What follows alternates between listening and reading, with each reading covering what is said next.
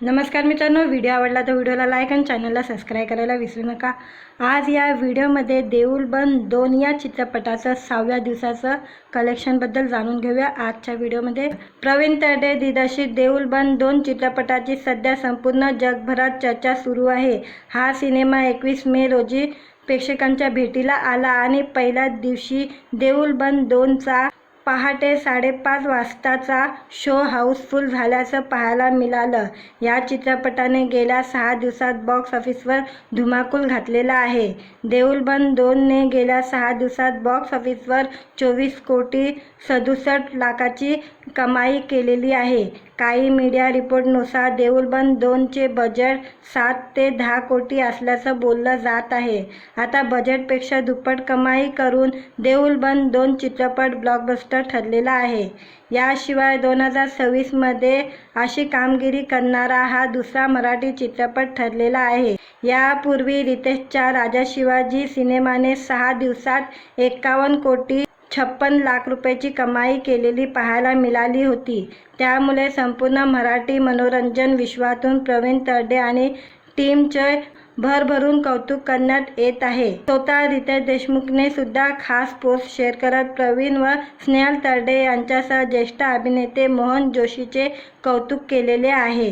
देऊळ बंदचं कलेक्शनबद्दल जाणून घेऊया। पहिल्या दिवशी या चित्रपटाने 3 कोटी 5 लाखाची कमाई केलेली, दुसऱ्या दिवशी 3 कोटी 11 लाख रुपये कमवलेले, तिसऱ्या दिवशी 5 कोटी 21 लाख रुपये कमवलेले, चौथ्या दिवशी 6 कोटी 10 लाख रुपये कमवलेले, पाचव्या दिवशी 3 कोटी 70 लाखाची कमाई केलेली, 6व्या दिवशी 3 कोटी 50 लाख रुपये कमवले।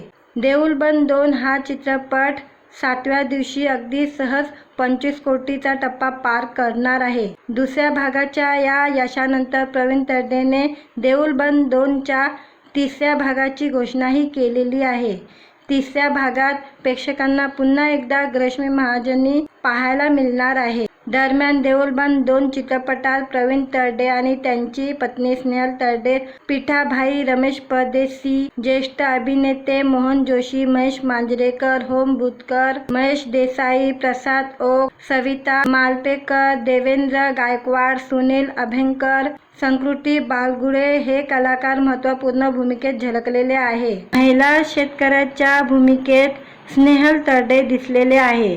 देऊळ बंद 2 चित्रपटाचा मुख्य हेतू शेतकऱ्यांच्या आत्महत्यांना आळा घालणे हा आहे। आत्महत्या करून शेतकऱ्यांचे प्रश्न सुटत नाही, तर बदलत्या परिस्थितीनुसार शेतीत बदल करण्याची गरज आहे, असा ठाम संदेश या चित्रपटातून दिला गेलेला आहे। चित्रपटाची निर्मिती कैलाश वाणी, जयश्री कैलाश वाणी, कैवल्य वाणी आणि जुई वाणी सूर्यवंशी यांनी केलेले असून वटवृक्ष एंटरटेनमेंट या बॅनर खाली हा चित्रपट साकारला गेलेला आहे। मित्रांनो, व्हिडिओ आवडला तर व्हिडिओला लाईक आणि चॅनलला सबस्क्राईब करायला विसरू नका आणि कमेंटमध्ये स्वामी समर्थ लिहायलाही विसरू नका।